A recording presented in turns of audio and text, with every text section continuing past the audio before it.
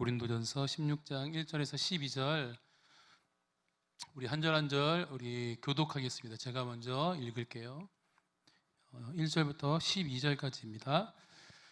성도를 위하는 연보에 관하여는 내가 갈라디아 교회들에게 명한 것 같이 너희도 그렇게 하라. 매주 첫날에 너희 각 사람이 수입에 따라 모아두어서 내가 갈 때에 연보를 하지 않게 하라. 내가 이럴 때 너희가 인정한 사람에게 편지를 주어 너희의 은혜를 예루살렘으로 가지고 가게 하리니 만일 나도 가는 것이 합당하면 그들이 나와 함께 가리라. 내가 마게도냐를 지날 터이니 마게도냐를 지난 후에 너희에게 가서 혹 너희와 함께 머물며 겨울을 지낼 듯도 하니 이는 너희가 나를 내가 갈 곳으로 보내어 주게 하려 함이라. 이제는 지나는 길에 너희 보기를 원하지 아니하노니 이는 만일 주께서 허락하시면 얼마 동안 너희와 함께 머물기를 바람이라. 내가 오순절까지 에베소에 머물려 함은 내게 광대하고 유효한 문이 열렸으나 대적하는 자가 많음이라. 디모데가 이르거든 너희는 조심하여 그로 두려움이 없이 너희 가운데 있게 하라. 이는 그도 나와 같이 주의 일을 힘쓰는 자임이라. 그러므로 누구든지 그를 멸시하지 말고 평안히 보내어 내게로 오게 하라. 나는 그가 형제들과 함께 오기를 기다리노라. 형제 아볼로에 대하여는 그에게 형제들과 함께 너희에게 가라고 내가 많이 권하였으되 지금은 갈 뜻이 전혀 없으나 기회가 있으면 가리라. 아멘. 12절까지 읽을 필요는 없는데 그래도 말씀을 읽으면서 길게 한 단락까지 읽었으면 좋겠다라는 생각이 들었습니다. 오랜만에 한 달 쉬었다가 한번 또 여러분을 만나고 또 한 달을 또 쉬게 됐지만 저 좀 이렇게 너무 크게 잡지 말고 좀 이렇게 크게, 제가 신체 바란스가 좋아서 좀 크게 좀 잡아주세요. 너무 가까우면 부끄러워가지고. 네. 그래서 한 달 만에 여러분을 만날 수 있게 돼서 너무 다행이고 이렇게 잘 말할 수 있게 돼서 너무 좋습니다. 기다리는 청년들이 있었을 거라고 저는 믿고 되게 소망하고 설레이는 마음으로 말씀을 준비했는데 오늘은 성경 66권의 편지 46번째 고린도전서 말씀을 묵상하려고 합니다. 이제 20권의 성경만 우리가 함께 묵상하면 66권을 지나가게 됩니다. 먼저 고린도 교회를 생각해 보면 로마 교회는 우리 4주 전에 한 달 전에 제가 설교 때 앞에 설명했던 거 기억날지 모르겠지만 자생적으로 생겨난 교회입니다. 디아스포라 유대인들이 그곳에서 자신들이 힘을 내서 세운 교회지만 고린도 교회는 바울이 2차 전도 여행 중에 세운 교회입니다. 직접 세운 교회예요. 그리고 본 이 서신은 바울이 3차 전도 여행 중에 오늘도 이렇게 언급이 되어 있지만 에베소에서 보낸 서신으로 대부분의 신학자들이나 사람들이 인정하고 있습니다. 또 고린도전서는 고린도 교회에 보내는 첫 번째 편지다라고 생각하면 될 것 같아요. 고린도는 어떤 곳인가를 먼저 생각해 보면 당시 이 로마 제국 내에서도 이 고린도 지역은 굉장히 활발한 움직임이 있는 항구 도시였고 상업 중심의 도시였어요. 사진을 준비했는데 사진 한번 첫 번째 사진 볼까요? 제가 3년 전에 성지순례 가서 이제 고린도 지역에 가서 찍은 사진입니다. 첫 번째 사진은 그냥 들어가자마자 전체가 보이는 그 마을의 사진이에요. 이 돌멩이밖에 없어서 다 무너졌으니까 없어서 이게 뭐가 뭔지 잘 모를 것 같은데 이 안에 이제 상점들이 굉장히 많이 있습니다. 이 고린도는 수많은 여행했던 사람들과 상인들에게는 필수적인 통행 어떤 루트와 같았어요. 또 두 번째 사진을 보면 칸칸이 되어 있는 곳이 이게 다 상점입니다. 한 칸 한 칸이 다 물건을 사고 팔았던 상점이라고 해요. 여러 가지를 판매했을 텐데 도대체 뭘 팔았을까? 이 사진으로도 무엇을 팔았을지 알 수 있는 그런 품목이 있습니다. 이 두 번째 사진에는 잘 안 보이는데 세 번째 사진을 한번 볼까요? 이 세 번째 사진을 보면 이 구멍이 나 있는 곳 여러분들 보일 겁니다. 이렇게 보면 여기 이 구멍 보이시죠? 영상으로 보는 사람들은 이게 안 보일 텐데 이렇게 구멍이 나 있는 곳이 있어요. 이게 뭐냐면 냉장고입니다. 당시의 냉장고. 이게 무엇을 팔았냐면 바다에서 잡은 물고기를 이 냉장고에다가 넣어놓고 이 뒤에 굴 안에다 넣어놓고 그렇게 상하지 않게 해서 팔았던 거예요. 그만큼 굉장히 활발한 상업이 이루어졌던 도시였다는 거죠. 여러분, 큰 상업 도시의 특징이 뭘까요? 큰 활발하게 이루어졌던, 사진 내려도 됩니다. 큰 상업 도시의 특징은 다양한 문화를 수용하는 도시라는 거예요. 정말 많은 나라의 문화, 또 상품들, 또 그들의 풍습, 심지어는 그들의 우상까지도 품게 되고 수용하게 됩니다. 당연히 윤리적으로 큰 문제가 생길 수밖에 없었어요. 예를 들어서 고린도화하다라는, 고린도화, 이제 뭐 이현우화하다, 고린도화하다라는 이 말은 곧 성적인 부정을 행하다라는 그런 뜻으로 통용이 될 정도로 당시 고린도는 성적으로도 굉장히 문제가 많았던 도시였습니다. 왜? 상업 도시였기 때문에, 많은 문화들을 접하고 많은 것을 수용했던 도시이기 때문에 그랬어요. 성적인 문란함이 있었고, 무절제함이 있었고, 혼합주의와 같이 부정적인 영향을 받을 수밖에 없는 그런 도시였던 거죠. 바울이 계속 함께 있었으면 이제 괜찮을 수도 있었겠지만, 바울이 좀 잡고 가르치고 이렇게 절제시킬 수 있었지만, 바울은 또 새로운 선교를 위해서 고린도를 떠나야 할 수밖에 없었죠. 그 후부터 고린도 성도들은 이 위와 같은 문제들에 자유로울 수가 없었던 겁니다. 그래서 교회가 더 어려워지게 된 거예요. 가뜩이나 어려운 지역인데 바울이 떠나고 더 어려운 그런 교회가 됩니다. 심각한 성범죄가 당시에 일어났는데도 그냥 내버려 둔 거예요. 성도끼리 막 서로 소송이 끊이지도 않았고, 결혼 문제, 이혼에 대한 문제, 또 성찬식에 대한 문제도 있었고, 교회 안에서의 어떤 여성의 지위와 그 행태에 대한 문제도 있었고, 우상 제물에 대한 문제, 영적인 은사에 대한 문제, 예배에 대한 문제, 부활에 대한 교리, 굉장히 많은 문제가 당시 이 고린도 교회 안에 있었어요. 그래서 이제 바울이 그 소식을 듣고 디모데와 같은 사역자를 보내기도 하고, 그러다가 마침내 이 서신을 통해서 안 되겠다, 이 고린도 교회의 문제를 빨리 수습해야겠다, 바로잡아야겠다라고 해서 이 서신을 보내게 됩니다. 그런데 여러분 생각해 보면 그 고린도 교회 안에 있는 문제가 그냥 고린도 교회 안에만 있는 문제인가? 그렇지 않다는 거예요. 우리가 잘 생각해 보면 그 후에도 많은 교회가 이 고린도 교회가 겪는 문제를 경험했고, 지금 우리가 살고 있는, 우리가 하나님께서 이 땅에 세운 이 땅의 지금의 교회에도 당시 고린도 교회에 있었던 문제와 흡사한, 오히려 그보다 더한 문제들이 많이 있다는 거예요. 그 모든 교회를 향한 말씀이 바로 고린도서입니다. 이해가 되시죠? 그러면 오늘 고린도전서 말씀을 함께 묵상할 텐데, 오늘 본문은 이게 고린도는 되게 문제이기 때문에 이렇게 성경을 보다가 비전 헌금하는 날이 다음 주더라고요. 그래서 우리가 참 연보에 대해서, 나눔과 구제에 대해서 한번 말씀을 통해서 다시 한번 생각해 보자라는 생각이 들었어요. 오늘 말씀은 그 연보에 대한 말씀입니다. 1절을 보면 이렇게 말씀하고 있어요. 같이 한번 1절 읽어볼까요? 1절 말씀 시작. 성도를 위하는 연보에 관하여는,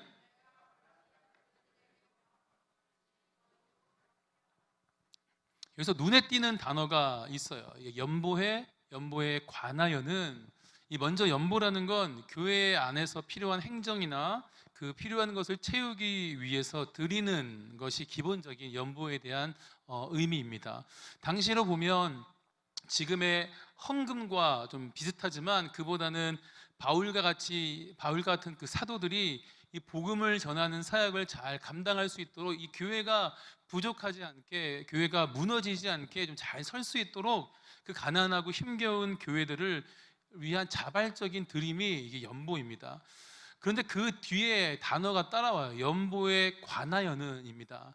이 말은 고린도 교회가 바울에게 이미 제기한 질문이었어요.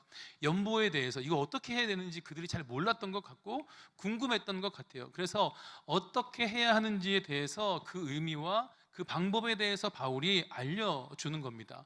그 알려준 어떤 결론적인 말이 무엇인가? 너희도 그렇게 하라라고 오늘 말씀을 통해서 이야기하고 있어요. 무엇처럼? 갈라디아 교회들에게 명한 것 같이 너희도 그렇게 갈라디아 교회에게 명한 것처럼 해라, 그렇게 바울이 이야기를 하고 있습니다. 그러면 갈라디아서에 그 정확한 방법들이 설명이 되어져야 되는데, 갈라디아서에는 그런 구체적인 언급이 없어요. 그러면 이게 어떻게 된 건가 생각해 보면, 또 바울이 갈라디아 지역에서 그 교회에 직접 한 말에 대해서 그냥 바울이 언급하고 있는 겁니다. 그러니까 성경에 기록되어 있는, 갈라디아서에 기록되어 있는 것이 아니라 바울이 갈라디아 교회들에게 전했던 연보에 대해서 가르치고 말했던 것을 그냥 의미하는 거예요. 그런데 바울은 생각해 보면 지금만 연보에 대해서 열심을 다한 것이 아니라 늘 연보에 대해서 최선을 다해 왔다는 거예요. 바울만이 아니라 사실 베드로와 야고보와 요한도 중요하게 이것을 여기고 있었습니다. 갈라디아서 2장 9절과 10절을 우리 한번 같이 읽어볼게요. 시작. 또 기둥같이 여기는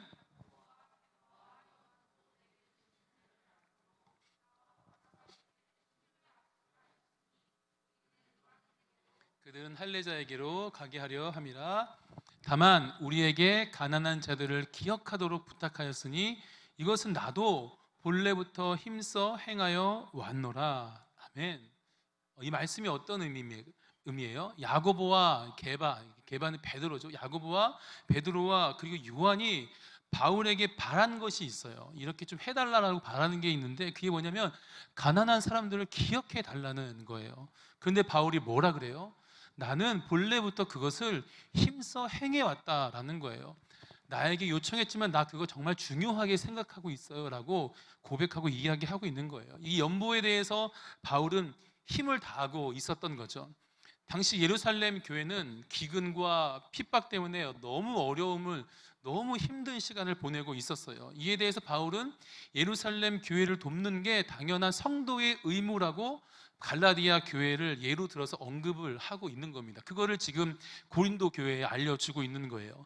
사도회의에 참석했다가 예루살렘 교회에 가난한 그 교인들, 사람들을 돕기로 약속한 바울입니다. 그래서 가는 곳마다 그 약속과 과제를 수행하기 위해서 바울은 정말 최선을 다했던 사람이에요. 이 로마서 15장 25절과 26절을 보면 이렇게 기록하고 있어요. 그러나 이제는 내가 성도를 섬기는 일로 예루살렘에 가노니 이는 마게도냐와 아가야 사람들이 예루살렘 성도 중 가난한 자들을 위하여 기쁘게 얼마를 연보하였음이라.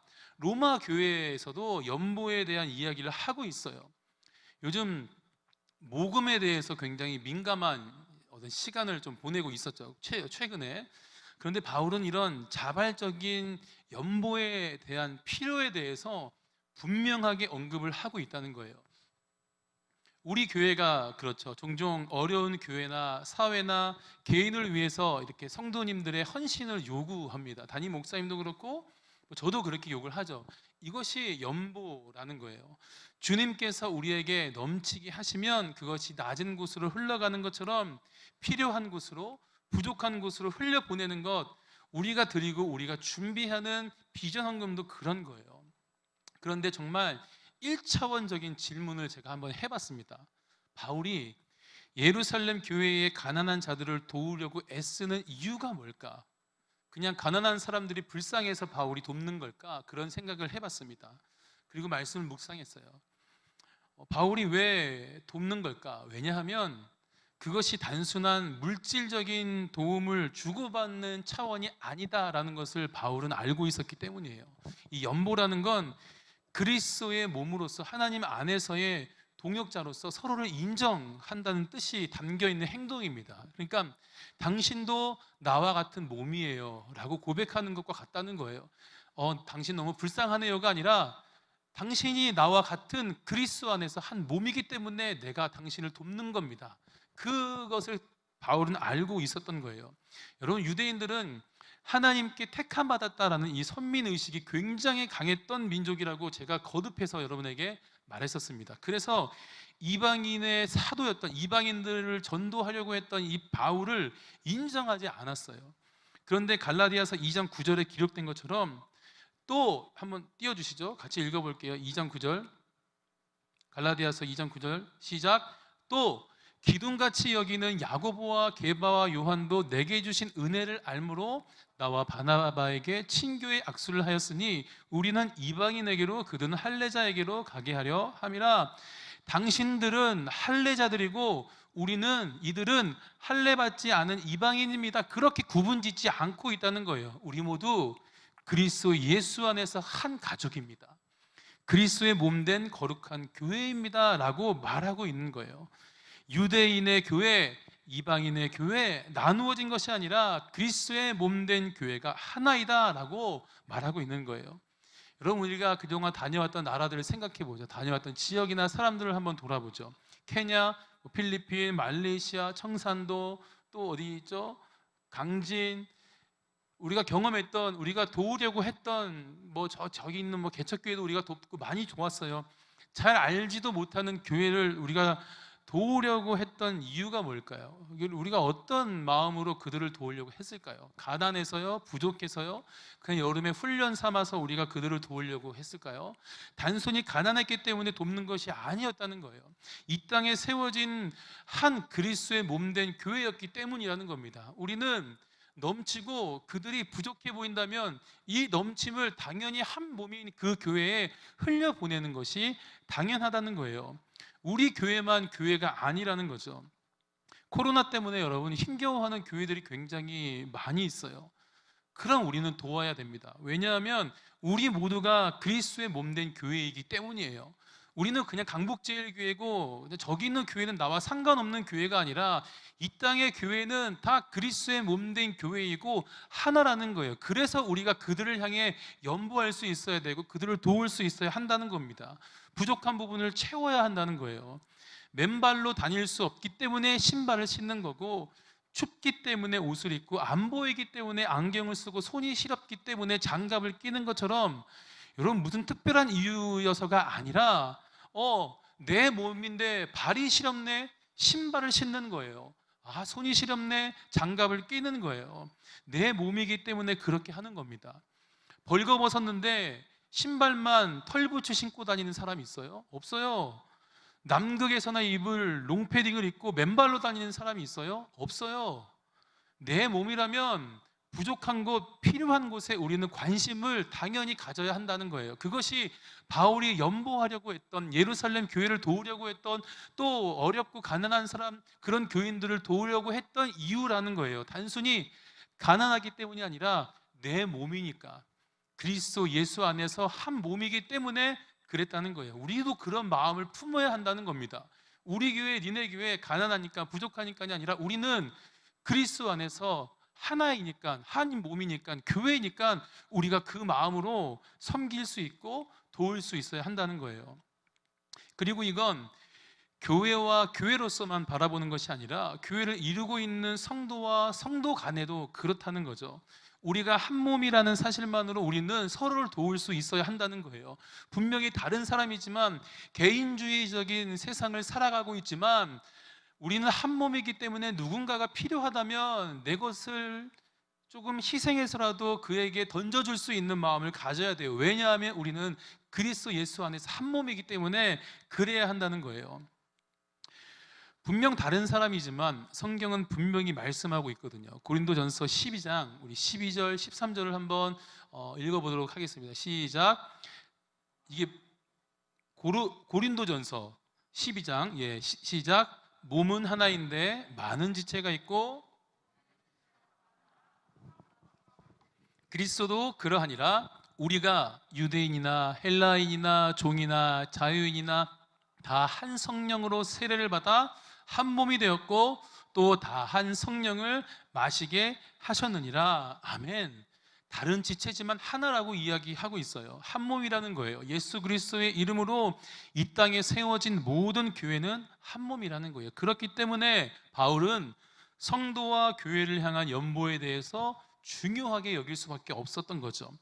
그리고 여러분, 더 중요한 건 그렇게 행하는 것이 교회로 하여금 은사를 활용하는 제일 좋은 방법이고, 가장 큰 은사, 우리에게 하나님께서 주신 가장 큰 은사 그 자체인 사랑을 실천하는 것이었기 때문이라는 거예요. 여러분, 자기 자신을 사랑하지 않는 사람은 자신을 학대합니다. 자기 자신을 방치하게 돼요. 나 자신을 사랑하지 않으면 나를 학대해요. 나를 방치해버려요. 그냥 그대로. 나를 사랑한다면 자기 자신을 절대 학대하지 않습니다. 나를 사랑하면 나를 방치해 두지 않는다는 거예요. 성도를 사랑한다는 것은 교회를 사랑한다는 거고, 교회를 사랑한다는 것은 교회의 머리 대신 예수님을 사랑하는 것이다라는 거예요. 여러분, 사랑은 뭐죠? 사랑은 성령의 은사예요. 우리 안에 그리스도의 사랑이 주어졌다는 건 성령이 우리 안에 계시다는 거예요. 그리고 우리는 그것을 통해서 사랑을 알게 되고 사랑을 얻게 된다는 거죠. 우리가 교회 안에서 가난한 사람들, 연약한 사람들을 도와야 되는 이유는 무엇인가? 한 몸이기 때문이라는 거예요. 이것은 예수님께서 말씀하신 내 이웃을 내 몸과 같이 사랑하라는 것과 같은 거죠. 내 몸과 같이 사랑해야 하는 이유는 그가 내 몸과 같기 때문이에요. 저 사람이 내 몸과 같기 때문에 사랑하라는 거예요. 한 몸이기 때문에. 그리고 가장 큰 은사, 그 자체인 사랑을 실천하도록 하기 위함입니다. 단순한 물질적인 도움을 이렇게 주고받는 차원이 아니라, 그냥 어려운 사람을 돕는 것이 아니라 그리스도의 몸으로서 하나님 안에서의 동역자로서 서로를 사랑하고 인정하는 행동인 거고, 교회를 사랑하고 머리 대신 예수님을 사랑하는 거예요. 그게 이유예요. 여러분, 비전 헌금하는 거, 또 구제 사역 우리가 하는 것, 한 몸이기 때문이라는 것을 꼭 기억했으면 좋겠어요. 왜 비전 헌금하는가? 그냥 가난한 사람들을 도우려고요. 그렇지 않아요. 그 이유도 조금은 있겠지만, 우리가 비전 헌금하고 우리가 뭔가 구제 사역을 하는 이유는 우리와 한 몸인, 하지만 뭔가가 필요한, 부족한 교회가 있기 때문에, 우리가 한 몸이기 때문에 그렇게 행하는 거고, 그렇게 우리가 커피 한 잔 안 하고 식사 한 번 내가 금식하면서까지 그렇게 나누려고 하는 거예요. 그리고 가장 큰 은사인 사랑을 실천하기 위함이라는 겁니다. 저는 그 사실을 여러분들이 꼭 기억할 수 있었으면 좋겠어요. 왜 우리가 연보해야 하는지, 왜 도와야 하는지, 왜 흘려보내야 하는지에 대한 정확한 의미를 꼭 기억할 수 있었으면 좋겠어요. 그냥 뭐 하라고 하니까, 그냥 가난해 보이니까, 그런 의미가 아닙니다. 그들은 우리와 한 몸이기 때문이에요. 그리스도 안에서, 예수 그리스도 안에서 한 몸이기 때문에 반드시 기억할 수 있기를 바라요. 그렇다면 구체적으로 어떻게 준비하고 어떻게 도울 수 있는가? 오늘 본문에서 바울은 예루살렘 교회를 돕는 것에 있어서 구체적으로 어떻게 준비해야 되는지를 알려주고 있어요. 우리 2절을 한번 읽어볼게요. 2절입니다. 시작. 매주 첫날에 너희 각 사람이 수입에 따라 모아두어서 내가 갈 때에 연보를 하지 않게 하라. 이 안에 연보를 어떻게 해야 되는지에 대해서 바울이 정말 한 절에 다 설명하고 있어요.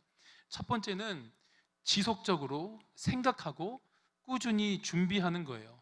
급하게 하지 말라는 거예요. 바울은 이 연보를 함에 있어서 정기적으로 할 것에 대해서 말하고 있습니다. 매주 첫날에 수입에 따라 모아두어서 라고 얘기를 하고 있죠. 그렇게 하지 않으면 우리는 어떻게 하냐면 기분 내키는 대로 아무 때나 연보할 수 있기 때문이라는 거예요.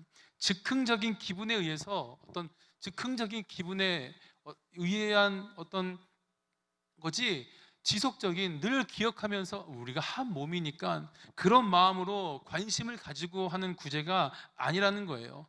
우리는 지속적으로 관심을 갖고 사랑을 실천해야 돼요. 바울은 그렇게 권면하고 있어요. 그리고 매주 첫날에 라고 언급하고 있다는 건 그걸 기억할 수 있다는 거예요. 그래, 매주 첫날에 내가 연보를 하면서 그 전부터 계속 기억할 수 있게 했다는 거예요. 많은 사람들이 어떻게 하냐면 추수감사 주일이나 송구영신 예배와 같을 때 벼락치기처럼 한꺼번에 1년치를 돌아봅니다. 1년의 기억을 단 한순간에 되돌아보는 거예요. 그리고 감사의 제목들을 생각하게 됩니다. 때로는 정말 형식적이고 아무 의식 없는 헌금을 할 때도 있어요. 추수감사 주일이니까, 송구영신 예배 1년을 마무리하니까 그런 마음으로 드리지, 정말 내가 무엇이 감사한지, 내가 어떻게 해야 하는지, 또 어디에 무엇이 필요한지에 대해서 우리는 생각하면서 헌금을 준비하지도, 감사를 생각하지도 않는다는 거예요. 한 주 한 주, 한 달 한 달 그렇게 지속적으로 기억하고 감사하면서 준비하는 사람이 얼마나 있을까요? 우리가 감사원금을 매달 하는 사람이 있을 때 그 사람도 얼마나 지속적으로 그 감사를 기억하면서 지속적으로 생각하면서 하고 있는가. 오늘 바울이 말하고 있는 이렇게 하십시오, 그렇게 행하는 사람이 우리 가운데 얼마나 있을까요? 연보도 마찬가지라는 거예요. 내 작은 헌신으로 누군가에게 힘이 되기를 기도하는 마음으로 그리스도 안에서 한 몸이니까, 그래, 내가 이렇게 하면 발 시려운 저 사람이 따뜻해질 수 있다, 그 생각을 가지고 지속적으로 생각하고 준비하라고 그렇게 바울은 이야기하고 있는 거예요. 내가 헌신하는 커피 한 잔, 한 주 동안이라도, 그래, 내가 커피 한 잔 안 마시면 저기 뭐 반대편에 있는 어느 나라 아이에게는 한 주치의 식사가 될 수도 있지, 그렇게 내가 한 끼를 굶고 커피 한 잔을 안 마실 수 있다면, 그렇게 기억하고 생각할 수 있다면, 작을 수도 있지만 그것이 정말 우리에게는 그냥 커피 한 잔, 작은 것일 수도 있지만 이것이 낮은 곳으로 흘러가는 사람을 살릴 수 있는 생명수가 될 수 있다는 걸 우리는 기억할 수 있어야 된다는 거예요. 그걸 늘 기억하라는 거예요. 생각하라는 거예요. 그래, 내 작은 날개짓이 이 하나가 정말 어려운 사람을 세울 수 있어. 그렇게 우리의 마음을 준비하면서 연보하라, 그렇게 바울이 이야기하고 있는 거죠. 하나님께서는 그렇게 드린 물질도 사용하시고 소중하게 여기시지만, 우리가 그걸 기억하고 기도하고 준비하는 마음도 굉장히 귀하게 생각하시고 귀하게 사용하실 거라고 저는 믿어요. 저는 여러분들이 늘 기억하면서 기도하고 감사로 쌓고 준비하는 그런 삶이 되었으면 좋겠습니다. 그런데 2절을 묵상하면서 이런 생각도 들었어요. 전혀 생각하고 있지 않다가 갑자기 그래, 12개월이나 24개월이나 밀렸네, 이렇게 생각하는 경우가 있어요. 오늘 나에게 주어진 할 수 있는 만큼 그것을 하루하루 모아두었다가 연보를 하는 것보다 그냥 내가 뭐 이만큼을 꾸준히 못했네, 오늘 그냥 한 번에 해야겠다. 저는 절대 그 한 번에 할 수 있는 마음도 때로는 액수도 더 많을 거라고 생각하지 않아요. 꾸준히 준비하는 것과 그냥 갑자기 내가 오늘 너무 많이 밀렸구나, 그냥 해야 되겠네 라고 하는 것과는 차이가 날 수밖에 없다는 거죠. 여러분, 그렇지 않아요? 하루에 1,000원씩 생각하는 거예요. 하나님, 이 1,000원이 정말 어려운, 정말 그리스도의 몸된 다른 교회를 위해서 잘 쓰임 받았으면 좋겠습니다. 내가 이 1,000원을 내가 계속해서 기억하면서 기도하면서 쌓아두겠습니다. 그렇게 하루에 1,000원씩 쌓는 거예요. 여러분, 이게 그렇게 어려운 건 아니잖아요. 우리에게 하루에 1,000원씩 이렇게 쌓아두고 기도하고 그 의미를 생각하면서 하면 얼마나 은혜롭고 얼마나 준비가 잘 되겠습니까? 그런데 1년의 것을 한 번에 낸다고 생각해 보세요. 36만 원을 여러분 낸다, 36만 원 맞죠? 36만 5천 원인가요? 36만 5천 원을 맞죠? 맞죠? 예, 36만 5천 원을 그냥 한 번에 낸다고 생각해 보세요. 여러분, 마음이 어때요? 36만 5천 원이 지금 뭐 쉽게 낼 수 있는 돈인가요? 그렇지 않아요. 그리고 여러분 마음이 어떨 것 같아요? 부담스럽다는 거예요. 하루하루 기억하고 생각하면서 이렇게 준비하는 것과 그냥 생각하지 않고 살다가 그냥 1년이 지났네, 해야 되겠다라고 생각할 때는 내 마음도 다르고 내게 주어지는 부담감도 많이 달라진다는 거예요. 그렇게 되면 우리의 마음이 작아질 수밖에 없죠. 나는 분명 100을 드릴 수 있는데 갑작스럽게 그냥 한 번에 몰아서 하게 되면 이게 부담이 될 수 있다는 거예요. 그런데 성경 오늘 바울은 뭐라고 하고 있냐면, 각 사람의 수입에 따라 기꺼이 드릴 수 있는 것이 조금은 부담스러울 수 있는 것이 될 수도 있어요. 금액의 많고 적음의 문제는 아닙니다. 저는 늘 어떤 생각을 가지냐면, 덜한 것보다 더한 것이 기쁨이라고 생각해요. 이전 교회에서 옛날 교회, 제가 모교회에서 사역할 때 그 찬양팀하고 나누었던 게 헌금하지 않았어요, 처음에. 그러다가 예배를 드리면서 늘 예배팀 모임 때 예배를 드렸는데 나중에 우리가 헌금하자. 그런데 왜 그랬냐면, 뭔가 예배자라면 우리가 저 넘치도록 하나님께 드릴 수 있는 훈련이 필요하다고 생각했어요. 그래서 헌금하자. 그런데 헌금할 때 우리가 이만큼이면 되겠지라고 생각하는 것에 2%만 더하자. 내가 1,000원 해야지 그러면 1,200원 하자. 물론 2%는 아니지만 내가 10,000원 해야지 그럼 11,000원을 할 수 11,000원을 하자. 내가 이만큼이면 되겠다고 생각했던 것보다 조금 더 하자. 내가 이 정도 시간이면 되겠다고 생각하는 것보다 조금 더 빨리 가자. 그런 훈련들을 많이 했어요. 저는 덜한 것보다는 더한 것이 낫다고 생각해요. 정확하게 가는 것도 좋지만 조금 전에 와서 기도하는 것이 저는 더 귀하다고 생각해요. 하나님께서는 우리에게 더한 것을 주셨어요. 그렇죠? 덜 주지 않으셨잖아요. 마찬가지로 하나님도 우리가 더한 것을 내어드리기를 바라신다는 거예요. 그래서 저는 우리도 2%더 드리고 2%더 빨리 오고 2% 내가 더 포기해야겠다, 그런 마음 우리가 품을 수 있었으면 좋겠다, 여러분에게 권하고 싶고 말씀드리고 싶어요. 이것은 굉장히 꾸준한 훈련이 필요합니다. 한 번에 이루어지는 것이 아니라 굉장히 꾸준히 훈련해야 되는 거예요. 하지만 이 훈련이 우리의 신앙을 충분히 바꿀 수 있는 정말 좋은 훈련이라고 저는 생각합니다. 바울은 그 마음에서도 꾸준하게 정기적으로 기억하면서 연보를 준비할 수 있도록 했던 거예요. 이 마음을 기억할 수 있었으면 좋겠어요. 매주 첫날에 각 사람이 수입에 따라 모아두어서, 이 말은 기억하고 준비하고 또 2%더 내어드릴 수 있는 그 마음을 말하고 있는 거예요. 저는 여러분이 이 마음을 품을 수 있는 삶이 될 수 있기를 바랍니다. 시간이, 제가 이 성대 컨디션이 좋지 않지만 그래도 한 장만 더 하겠습니다. 하나의 이유가 한 가지 더 바울이 이야기하고 있는 게 있어요. 두 번째 뭐냐면, 바울은 모두 참여하기를 권하고 있어요. 2절 말씀 보면, 매주 첫날에 너희 각 사람이 수입에 따라 모아두어서 내가 갈 때에 연보를 하지 않게 하라. 각 사람이, 모든 사람이 각자의 수입에 따라 특별한 누군가를 말하고 있는 것이 아니라 모두를 말하고 있어요. 여러분, 누군가를 돕는다는 것은 이게 뭐냐면 결국 내가 얻은 것, 내가 받은 은혜에 의한 베품이 누군가를 돕는 것으로 흘러가게 됩니다. 은혜를 모르는 사람은 절대 나누지 못해요.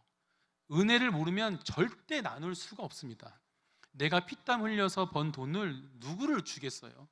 내가 번 돈이다 라는 생각을 가지고 있는 사람은 나누지 못해요. 그런데 하나님의 은혜로 내가 얻게 됐다, 이 모든 것이 하나님의 은혜입니다 라는 것을 인식하는 사람이라면 자연스럽게 나눌 수 있게 됩니다.